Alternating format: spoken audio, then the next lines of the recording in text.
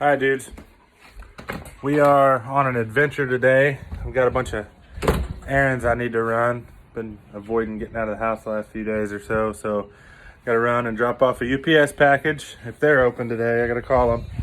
And then after that, we're going on a car adventure. I finally traded off that little Ford Courier I got something that I've wanted for a while.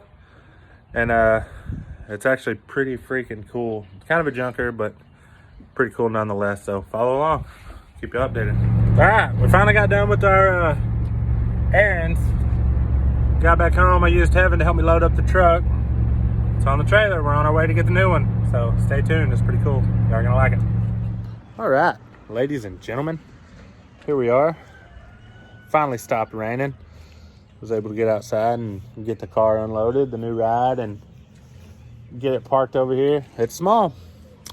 It's little. You can't see it whenever it's behind the hearse, but super excited about it. It's kind of a junker. It's really cool, more my style than that little truck I had. So without further ado, it's a 1975 Ford Pinto with a pretty badass tunnel ram scoop on it, and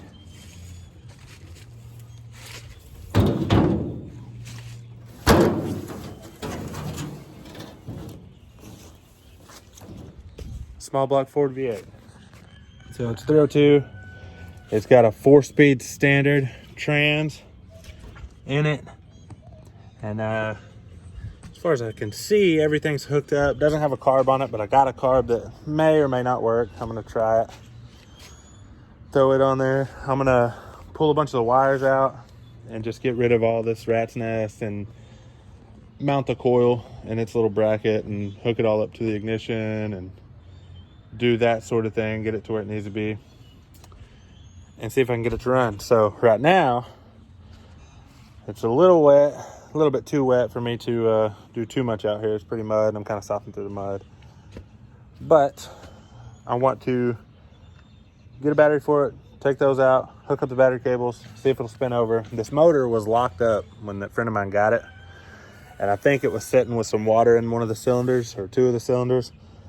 And he poured some stuff, some oil and diesel and stuff down in the cylinders and let them sit. He really relaxed all the valve train off of it so there wouldn't be no stress, and he slowly worked it and he got it to spin over and he got it to fire up. But there's no cooling system on it, so he couldn't let it run long enough to see if it's gonna stop smoking or what it's gonna do. So first step for us, get a carb put on it, get a gas can feeding it, get somewhat of a cooling system on here, at least to pump some water through, and then maybe get this baby fired up and let it run a little bit, see if I'm gonna need to just throw a new motor in it or if I'm gonna be able to use this one. So I'll come around here, let's check out the inside of it. Pretty cool car.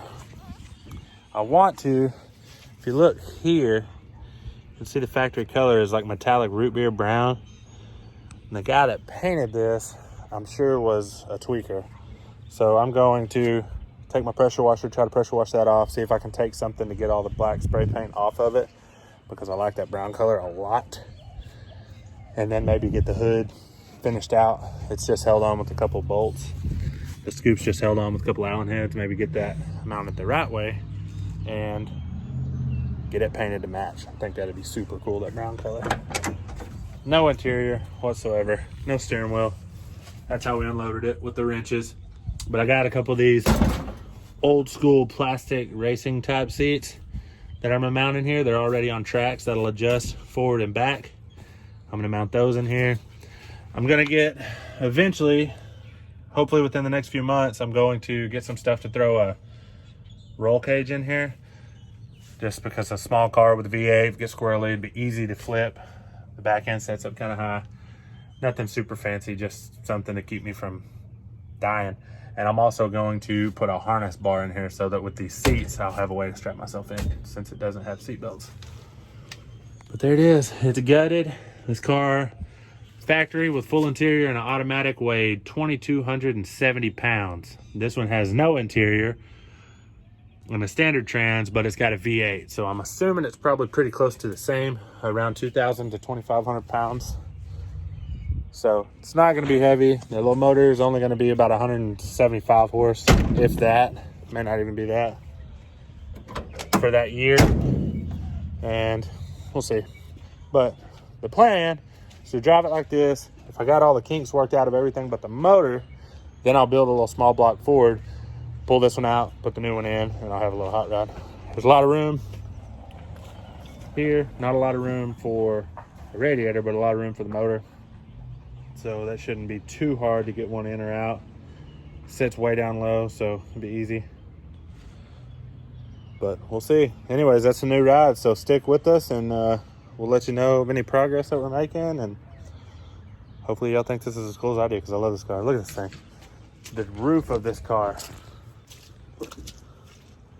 is below my nipples. It's ridiculous. Tiny car with a V8 and 4-speed. Ought to be fun.